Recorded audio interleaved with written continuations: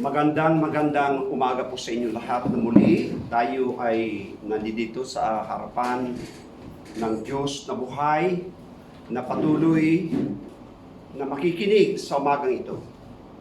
Father God, we heard and you heard what we offered to you. Salamat Ama sa bawat nakikinig at nakiisa sa umagang ito. O Diyos, hayaan niyo Ama na sa aming pakikinig ang aming mga tenga spiritually, lalo na o Diyos, ay maging bukas na sa bawat kapahayagan na inyo pong ipapahayag sa aming kalagitnaan, ito nawa o Diyos ay magkaroon ng kapangyarihan ang bawat salita na mangungutawi sa inyong mga bibig o Diyos. Tulad ng inyong sinabi na ang tao ay hindi nabubuhay sa tinapay lang, bagkus sa bawat pananalita na namumutawi sa bibig ng Diyos. Hayaan niyo, Panginoon, ng bawat makikinig sa umagang ito ang pagpapala. Padadaluin niyo sa bawat makikinig ng inyong mga salita. Kaya salamat, O Diyos.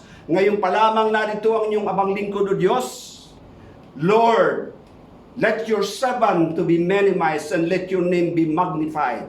As we listen carefully to your word of Father God, I just pray, O Lord, that let your will be done. Let your people listen carefully to what you are about to share with us today, O God. I ask and pray in Jesus' name. Amen and amen. Buksan po natin ang ating banal na kasulatan sa aklat ng awit. Psalm chapter 25, begin with verse 12 up to 15. Psalm 25, verse 12 up to 15. Who is the man that fears the Lord? Him shall he teach in the way he chooses. He himself shall dwell in prosperity, and his descendants shall inherit the earth. The secret of the Lord is with those who fear him, and he will shew them his covenant. My eyes are very ever toward the Lord, for he shall pluck my feet out of the net. Purihin, O Diyos, ang iyong pangalan sa salita na inyong ipinahayag sa aming kalagitnaan. Kaya salamat, Ama, sa umagang ito. Narito po ang sinabi sa banal na kasulatan. Sa buong mundo, ang tao dahil sa advancement ng teknolohiya, dahil sa pagbabago ng teknolohiya, iba't iba ang nararanasan ng bawat tao sa kapaligiran. At isa na rito, ang mga tao sa kasalukuyan ay halos wala na silang pangamba sa kanilang sarili. Ngunit may dumating na isa na higit na pinangamahan ng napakaraming tao sa kabuuan o sa buong mundo. At ito ang nagiging dahilan kung bakit maraming tao nawala sa kanilang mga puso ang totoo na kapayapaan. Tutunghayan natin at nanamnamin natin, hihimayin natin kung paano si Haring David ay tunay na pinagpala ng Diyos at nakita niya naranasan. Kaya naisulat ito sa pamamagitan ni Haring David ang awit na ito. Ano ang nilalaman ng sulat at awit na ito? Pero po dito na tinatawag ang sabi sa banal na kasulatan ay nagpahayag ng marami at iba't ibang kapahayagan ang tungkol sa sino mang tao na merong takot sa ating Panginoon. To fear the Lord, people as of this day, halos wala na silang takot sa Diyos. Nagagawa at ginagawa nila ang gusto nila. Ngunit narito pala sa banal na kasulatan ang nagsasabi na mayroong mga benepisyo doon sa mga tao na mayroong takot at sumusunod tumatalima sa sinasabi ng ating Panginoon. Number one, ang sabi dito, the fear of the Lord, it is the beginning of wisdom and knowledge. Dalawang mahahalaga na pananalita na ito'y nakakaligtaan maging ang mga magulang. Natuturuan natin ang ating mga anak sa iba't iba. Natuturuan natin sila sa school na ituturo natin sa kanila ang tamang pagtuturo patungkol sa aralin sa eskwelahan. Ngunit nakakaligtaan natin na mayroon palang mas higit na dapat nating ituro sa ating mga anak. Ito ay ang tinatawag na pagkatakot sa Diyos. To fear the Lord. Why? We pray to God that we want our children to be knowledgeable. We want our children to receive wisdom. But the secret of having this wisdom is to fear the Lord. Pagkatakot sa Diyos ang sikrito at susi kung gusto natin ang ating mga anak, kung gusto natin na makaranas ng totoo na karunungan at totoo na kaalaman, magkaroon tayo unang-una ng pagkatakot sa ating Diyos na buhay, sapagkat siya ang source ng karunungan, ang source ng kaalaman. Sa kanya lamang natin masusumbungan at mararanasan ang karunungan at kaalaman. Ito ang nakakalimutan, nakakaligtaan ng maraming magulang. Natuturuan natin sila ng mga lessons sa school, but we fail to inform our children about to fear the Lord. We need to teach them that they should fear the Lord if we want them to have the wisdom and the knowledge that comes from Him. Huwag po natin kakaligtaan, mga kapatid, ng ating Diyos, nalulugod siya sa mga tao na mayroong takot sa Kanya. Let's take some example kung sino-sino ang mga nasulat sa banal na kasulatan na sila ay nakaranas dahil sila ay mayroong takot sa Diyos. Ano ang tinanggap nila mula sa ating Diyos na buhay? Narito ang unang-una, ang sinasabi sa banal na kasulatan. Unang-una po natin tutunghayan kung anong sinasabi sa banal na kasulatan. Sino ang mga tinawag ng Diyos na mayroong takot sa Diyos, at dahil sa kanilang takot sa Diyos, sumunod sila sa ipinagagawa ng ating Diyos? Number 1, Abraham. Si Abraham, nung siya ay tinawag ng Diyos, wala siyang Diyos at wala siyang nakikilala na Diyos. Ngunit anong sabi ng Diyos nung takdang panahon na gugunawin niya ang Sodom and Gomorrah? Anong sinabi ng Diyos sa kanyang sarili? Nagsalita ang Diyos, ang sabi ng Diyos sa Genesis chapter 18. Simulan natin sa 17. Ang sabi ng Diyos, sinabi ni Yahweh, hindi ko dapat ilihim kay Abraham ang aking gagawin, sapagkat pinili ko siya upang maging ama ng isang malaki at makapangyarihang bansa. Sa pamamagitan niya, ang lahat ng mga bansa sa daigdig ay aking pagpapalain. Verse 19, pinili ko si Abraham upang turuan niya ang kanyang mga lahi na sumunod sa aking mga utos at sa pamamagitan ng paggawa ng matuwid at pagpapairal ng katarungan. Kapag nangyari yun, tutuparin ko ang aking pangako sa kanya. Sa inyo, sa akin, at sa ating lahat. Katulad ng pangako kay Abraham, pangako rin sa atin, sapagkat ang ama ng pananampalataya si Abraham. Ito rin ang ating kalagayan. Ang ating pananampalataya, ang magiging batayan ng mga pagpapala. Kung ano ang sinabi, bawat lihim ng Diyos, sasabihin niya sa kanyang mga tinawag at pinili. Una si Abraham. Hallelujah. Sa aklat mismo ng awit, napakarami ang benepisyo ng mga tao na merong takot na sumusunod sa Diyos. Number 1, ano ang mapapala ng isang tao o tatanggapin niya kapag ang isang tao ay merong takot sa Diyos? Una, guidance. The man who feared the Lord, God will teach him the path he should choose. Verse 12 ng Psalm verse 25. Babasahin ko po ulit upang ating makita. Sabi dito, who is the man that fears the Lord? Him shall he teach in the way He chooses. Ang Diyos pala ang magbibigay sa kanya, tutulong, magbibigay ng tamang landas na kanyang tatahakin. Ang Diyos ang pipili, ang gabay niya, ang ating Diyos na buhay. Iyan ang unang benepisyo kapag ang isang tao lumalakad na mayroong takot sa Diyos.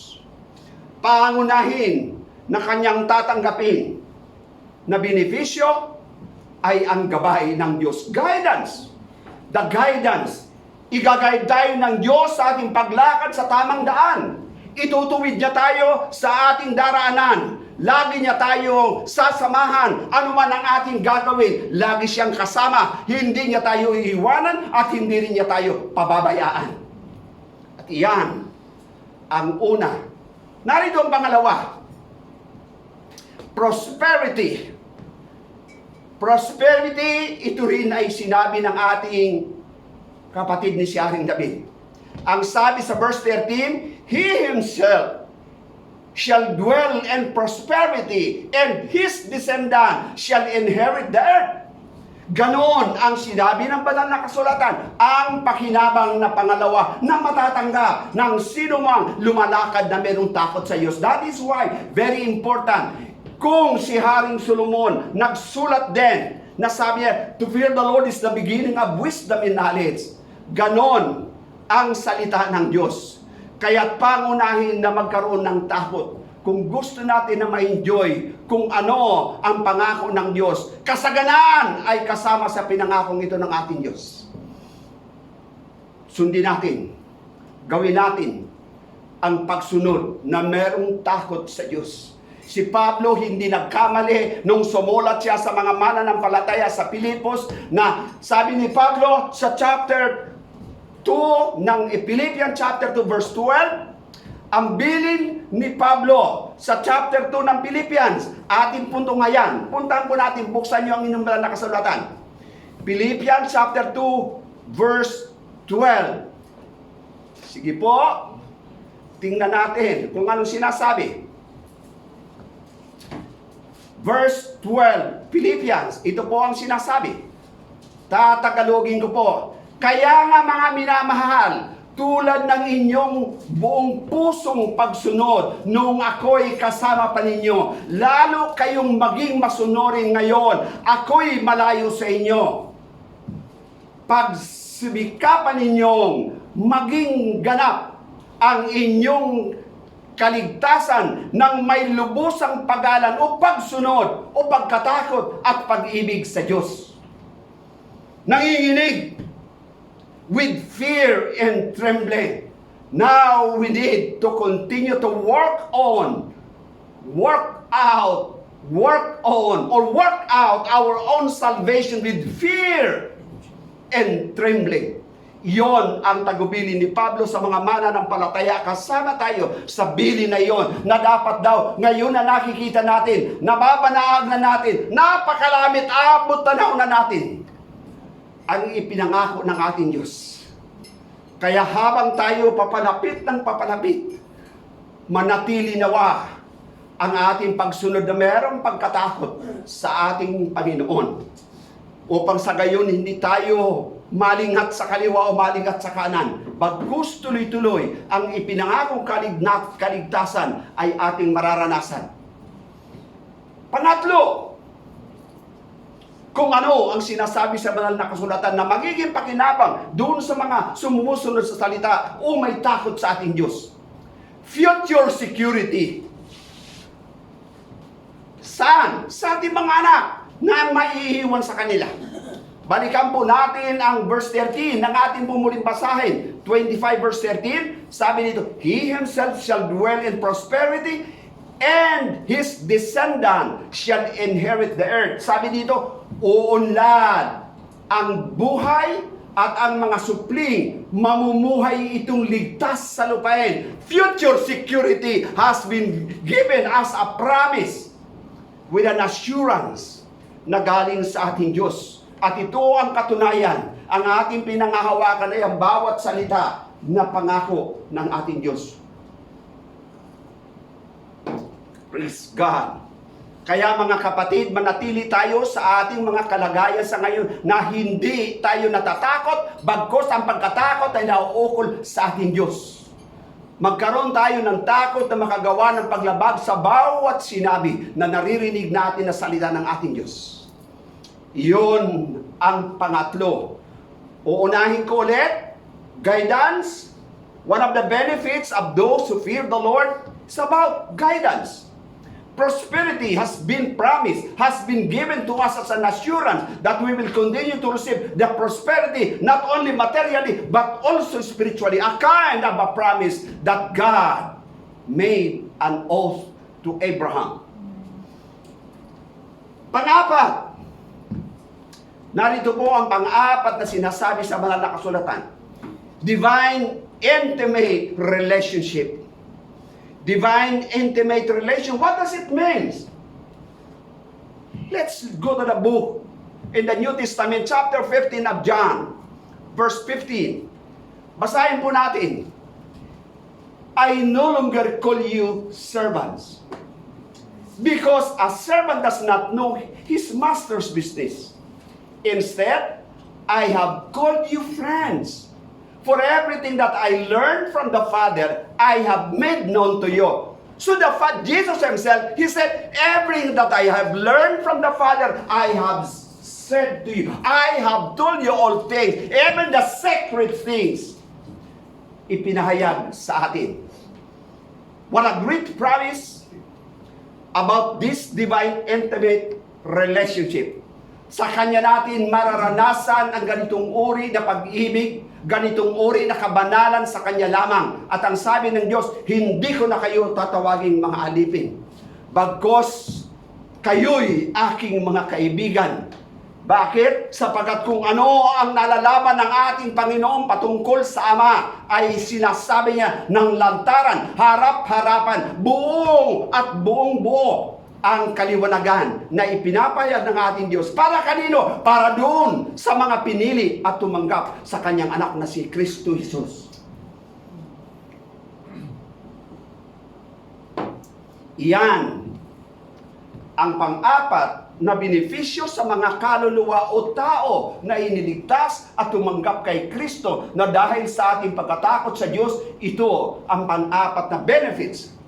The fourth benefits of being a person, a servant of Jesus, who walk with fear in the Lord. A kind of intimate and divine relationship to Jesus, to the Father. At meron pang panglima. Itong panglima na ito, na alam ko na ito ay alam na ninyo. Ngunit, kung hindi pa ipinapahayag ng banal na Espiritu sa inyo, ngayon, malalaman nyo ngayon. At ito ang angkla ng buhay ng bawat mananampalataya na tagasunod ni Kristo. At narito ang sinasabi. Balikan po natin ang verse 14 ng awit, kung anong sinasabi. Sabi po sa verse 14 ng 25 of Psalm, the secret of the Lord is with those who fear Him, and He will shew them His covenant. Ang sabi, sa mga tumatalima siya'y kaibigan at tagapagturo ng banal na dipan. Yung sikrito, ipapahayag. Puntahan natin, ano ba ang mga sikrito na meron ang Diyos? Ano bang meron na sikrito ang Diyos? Let's examine. What are the secrets ng sabi ng ating Diyos na Kanyang ipapahayag doon sa mga mayroong takot sa Kanya? Tingnan natin ang una. The secret. Okay? Puntahan natin kung ano ang sinasabi ng ating Panginoon. Kanina binasa natin, narinig natin patungkol kay Abraham. Maliban kay Abraham, sino pa? Narito pa po. Okay? Tungayan natin. Sa lahat ng mga tumanggap sa ating Panginoong Jesucristo, ang sikrito o ang misteryo ng lihim. Colossians chapter 1, verse 26. Tingnan natin. This message was kept secret for centuries and generation past. But now it has been revealed to His own holy people. For it has pleased God to tell His people that the richest glory of Christ are for you Gentiles. For this is the secret. Look at this one. The Lord now has revealed to us through Apostle Paul and addressed to the believers and the Colossians, including we as at present. Sabi dito, the secret is Christ lives in you. And this is your assurance that you will share in His glory. So makakasama natin, mararanasan natin itong katiyakan ng pangako ng ating Panginoon na ito palang sikretong ito ay si Kristo ay nasa puso ng bawat tumanggap sa Kanya, na pinili mismo ni Kristo. Hindi tayo ang pumili, kung hindi Siya ang unang pumili sa atin. Pinili Niya muna tayo bago natin natutunan na pumili at tanggapin ang ating Panginoon sa Kristo. This is an assurance of His promise to His people about those people to whom they fear God. Doon sa mga pinili at merong takot na sumusunod sa ating Panginoon, ito ay katiyakan na sa atin ipapahayag. Kaya nakakatiyak tayo. At ako'y nananampalataya sa Diyos na bago dumating ang huling panahon na ganapin at tuparin ng ating Panginoon ang Kanyang ipinangako na pagbabalik. Ipapahayag ng Diyos sa pamamagitan ng Espiritu Santo sa Kanyang mga pinili. Ang alin? Sa Kanyang mga pinili, ipapahayag kung kailan ang panahon na darating. Bagamat sinabi ng ating Panginoon, kahit ang mga anghel, kahit Siya nung panahon na Siya nagbiministeryo sa ibabaw ng lupa, ang sabi, no one and nobody knows the time of the end season. Walang sino man nakakaalam. But the scriptures, the Bible itself declares, una si Abraham, si Moses, ito yung mga tumanggap, si Juan tumanggap din, at tayo rin naman, sapagkat ang sikreto ipinahayag sa atin ng ating Panginoon. So kung ganon, bago mangyari ang isang panahon sa ating kalagayan sa ngayon, ipapaalam sa atin. Sapagkat ang bawat tumanggap kay Kristo na lumalakad ayon sa katotohanan, hindi na siya lumalakad na nakatingin at nakatuon sa ano pa mang bagay sa kapaligiran. Bagkus lumalakad siya na buo ang kanyang pananampalataya, nakatingin sa ating Panginoong Jesucristo na Siyang nagpapabanal ng ating pananampalataya. Katulad ng sulat ni Pablo na patotoo niya mismo. Ang sabi ng sumulat, ayon doon sa mga scholar ng sumulat nito ay si Pablo. Ayon doon sa pagkakaayos sa mga kasulat, ang sabi niya sa Hebrews chapter 12 verse 2, fix your eyes on Jesus, the very author of your faith. He, for the joy is set before Him, He endured the cross, scorning its shame, and now He is seated in the right hand throne of the God of Father in heaven. Doon siya. Kaya tinitiyak ng ating Panginoon, a guarantee. That's why He put the Holy Spirit. He given us the Holy Spirit as a guarantee. Bilang katibayan na sa Kanyang pagbabalik, kung makikita sa atin ang banal na Espiritu at lumalakad tayo na mayroong takot sa Panginoon, sumusunod sapagkat mayroon tayong takot sa Kanya na makagawa ng paglabag sa bawat sinasabi ng ating Panginoon. Nakatitiyak tayo na sa Kanyang pagbabalik, sama-sama tayo na makakasama ng ating Panginoon sa Kanyang kaluwalhatian. Makakabahagi tayo sa Kanyang kaluwalhatian. Kaya sa ating patuloy na pagsunod sa Kanya, manatili nawa tayo sa ating kalagayan na hindi nangangamba anuman nangyayari sa ating mga kapaligiran, sapagkat higit higit tayo ngayon na secure, higit tayo ngayon na matatag, sapagkat kasama na natin ang ating Panginoon kapag patuloy natin na minanamnam, binabulay-bulay ang bawat salita na ating binabasa, naririnig. Ang ating espiritu ay tumatatag, lumalakas. Kaya kahit ano nangyari, nananatili ang ating tiwala sa Diyos, sapagkat alam natin na titiyakin sa atin ng ating Diyos, ang kanyang pangako ay gagawin niya. Iyon ang katotohanan. So sabi dito, balikan ko po, yung mga benepisyo ng mga masunurin na mayroon takot sa Diyos. Meron pa pong pang-isa na huli. Pero babalikan ko para lalo ninyong maalala ang mga mahahalaga na benepisyo sa mga tagasunod ni Kristo na mayroon takot sa Kanya. Narito po, ulitin ko po. Number 1, benefits, guidance. Number 2, prosperity. Spiritually, materially, kasama sa ipinangako. Pangatlo, future security of home, our children. Naalala niyo yung sulat ni David o ni Solomon? Sabi ni Solomon, then I was young, but now I'm old. But I have never seen a righteous person has been abandoned by the Lord. And his children, I have never seen their children begging for bread. You see, a kind of security, future security, they are secured. At meron pang sinabi kalagdagan 30, Proverbs 13 verse 22, sabi niya, the wealth, okay? If you are a good man, you will leave your inheritance to your children. What does it mean? For 200 years, your children will enjoy the wealth that you receive from God.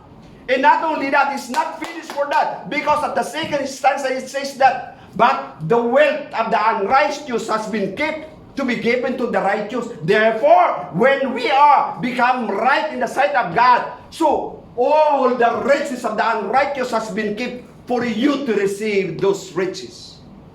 Kaya para sa mga matutuwid, merong takot sa Diyos, ibibigay ang kayamanan ng mga walang takot sa Diyos. Sa atin pala ibibigay. Guidance, prosperity, future security, divine intimate relationship. Pang-apat, divine intimate relationship. Ang panglima, secret of the Lord is with those who fear the Lord. At ang pang-anim, last but not the least, sabi dito, deliverance. The deliverance o kaligtasan ang sinasabi sa banal na kasulatan. Tungayan natin. Psalm 25 verse 15, the last verse of the text. My eyes look to the Lord continually because He is the one who releases my feet from the trap. So ang Diyos pala ang siyang aagawin tayo doon sa mga lalang ng dyablo. Hindi niya tayo pababayaan. Sa halip, iingatan niya tayo. In the Lord Himself He said, those who are in my hand, no one can snatch them into my hands. Walang makakaagaw sa kamay, lalong-lalo na sa kamay ng ating Ama. Sa sino man na patuloy na lumalakad na mayroong takot sa Diyos, mga pangakong ito ay para sa ating lahat. Kaya, mga kapatid na nasa inyong tahanan, napakabuti ng ating Diyos sapagkat sa kabilyaan ng mga kabagabagan sa kapaligiran, pero naroroyan ang kapayapaan. Pag tumingin ka sa kalangitan, makikita mo pagbasdan mo ang mga bituin, nakabitin, na para bagang wala namang humahawak, pero ito yung mga himala na ginagawa ng Diyos. Araw-araw, habang tayo tumatalima bilang pagsunod sa Kanya, sa atin, ipinangako ng Diyos ang bawat pangako kasama ang sikretong ito. Kaya mga kapatid, kay Kristo na nasa inyong mga tahanan, manatili nawa ang bawat isa na nakatingin sa Kanya lamang. May takot na sumusunod sa Diyos. Hindi nangangamba. Tuloy-tuloy na ginagawa at isinasagawa ang bawat sinasabi sa banal na kasulatan na nagbibigay sa atin ng mga dapat nating gagawin. Gawin natin ng buong puso at walang pag-aalinlangan. At ating mararanasan ang Kanyang ipinangako. Walang hanggang buhay na matatamo ng bawat mananampalataya na magtatagumpay na merong takot na sumusunod, tumatalima sa bawat iniutos, sa bawat nakikinig sa umakang ito. Kaya papuri sa Diyos sa inyong lahat ng mga nakikinig at hindi nangangamba. Ito ay mga pangako at benepisyo ng ating Diyos na ibibigay sa lahat ng mga lumalakad, tumatalima at mga masunuri na mayroong takot sa Diyos. Mapapasa atin yung narinig ninyo. Uulitin ko lang para doon sa mga nanay at mga tatay. Huwag nating turuan ang ating mga anak kung paano gamitin ang kanilang mga tab, kung paano gamitin ang kanilang mga cellphone. Ang ituro dapat natin kung paano sila magkaroon ng takot sa Diyos. Yaon at iyan ang nararapat nating ituro. Ulitin ko po, mga nanay at mga tatay. Kasama na rin ako sapagkat ako'y merong mga apo. Habang pinag-aaralan ko ito, habang binabasa ko ito, nakukonvict din ako dahil yung mga apo ko, may oras sila para gumamit ng computer. Ngayon, bibigyan ko silang oras para namnamin sa sarili nila kung ano sinasabi ng Biblia patungkol sa pagkatakot. May problema sila sa school, kailangan mauna mo na. Ang alin? Magkaroon ng takot. Para yung karunungan kaalaman, ibigay ng Diyos sa kanila. Are we amen to that? Iyon ang nararapat. Kaya ngayon pa lang, huwag mo nang hintayin pa bukas. Right away after you heard the word, do what it says. Huwag mo nang hintayin pa bukas. Maybe tomorrow it's too late for you. So the moment we heard, sabi ni Santiago, be quick to listen, but be slow to anger. See, the instruction is very, very clear. Quick to listen, but slow to anger. If you are angry, see to it that it's very slow. But when you listen, you should listen carefully. You should be quick to listen. Lord, what is your instruction? When the Lord give an instruction that the secret has been given already to those people who receive Him, because Christ is in you, that means me, I have Christ. You have Christ also. So anything you can do. Why? Because Christ is already in our hearts. Sa mga kapatid, let's bow our head ulit. Tayo po muli ay manalangin. At ipagpasalamat sa Diyos na ang umagang ito ay isang pagpapala sa bawat nakikinig. Narinig po namin, O Diyos, ang mga pagpapala na tatanggapin ng bawat nakikinig. At hayaan niyo, Panginoon, ng lahat ng tagapakinig sa ngayon, O God, maranasan pa nila, Ama, ang lahat bilang mga tinawag at iniligtas ninyo, Diyos. Makaranas kami ng totoong pangako mula sa inyo. Hayaan nyo nga, Panginoon, na hindi lamang maging manatiling tagapakinig, bagkus maging tagapagsagawa ang bawat kapatid ko na nakikinig kay Kristo sa umagang ito. Amen. Last, hindi pa tapos. Meron akong last na ibibigay sa inyo, mga kapatid. At ito, yung pinaka-breakthrough na dapat natin tandaan. At ito'y madalas ko nang sinasabi sa inyo. Ngunit ngayon, higit, nabibigyan din ng ating Panginoon sa Kristo. At alam ko, naririyan kayo. May takot, di ba? Ang ating dinatalakay to those who fear God. Okay? Narito po. Balik tayo sa Malakay chapter 3. Attention sa mga magnanakaw. Pero higit sa lahat, hindi iyon ang topic na sasabihin dito. Ang sinasabi dito ay yung tungkol dun sa mayroong takot sa Diyos. Narito po ang sinasabi sa mayroong takot sa Diyos. Narito po chapter 3 ng verse 16 up to 18. Ito po yung concluding point dun sa mga mayroong takot sa Diyos. At pangako with a promise kung ano ang gagawin ng ating Panginoon. Narito po, verse 16. Pagkatapos nag-uusap-usap ang mga taong may takot kay Yahweh. See? Those who fear the Lord, they took to each other like what we are doing now. Nag-usap-usap, pagkatapos nag-uusap. Sabi dito, at sa kanilang usapan, narinig niya ang kanilang usapan. Ibig sabihin, Lord, are you listening for what we are having a conversation to one another? You are listening to all the words that we utter? Nakikinig pala ang ating Panginoon. Kanino ba nakikinig? Doon sa merong takot. Di ba? Sa ulitin ko po. Pagkatapos nag-uusap-usap ang mga taong may takot kay Yahweh, narinig niya ang kanilang usapan. Kaya ipinatala niya ang isang aklat. Ano itong aklat? Aklat ng alaala. The Book of Remembrance. Para ano? Para ano kaya itong aklat ng remembrance? Aklat ng alaala ang kanilang pangalan. Now check your name. Naroon kaya ang pangalan ko, naroon kaya ang pangalan ninyo sa talaan ng mga alaala. Amen. Check po natin yon. Iyon may mga takot sa Diyos. Nag-uusap-usap, naririnig, pinapakinggan pala ng Diyos. Verse 17, sila'y magiging akin, sabi ni Yahweh, sa verse 17. Sa araw na ako'y kumilos, lubusan silang magiging akin.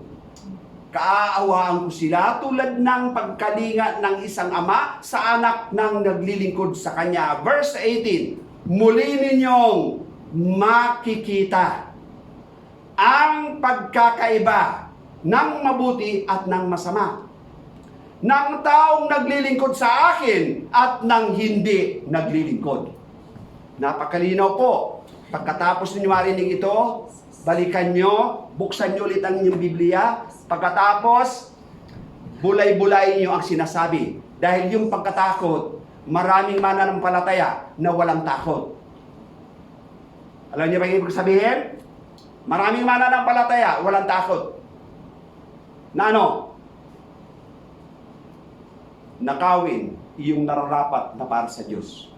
Pagpalain nawa kayo ng Diyos, maintindihan niyo ang kabuang mensahe ng sinasabi ng salita ng Diyos. Sumayin niyo, mga kapatid ko kay Kristo, ang pagpapala na narinig niyo sa umagang ito. Yung ani ng mahalaga na benepisyo, lalong-lalo na yung pagkatakot sa Diyos, ay dapat nang naminaan bawat isa inyo.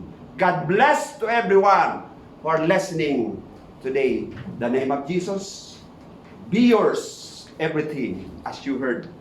Amen and amen.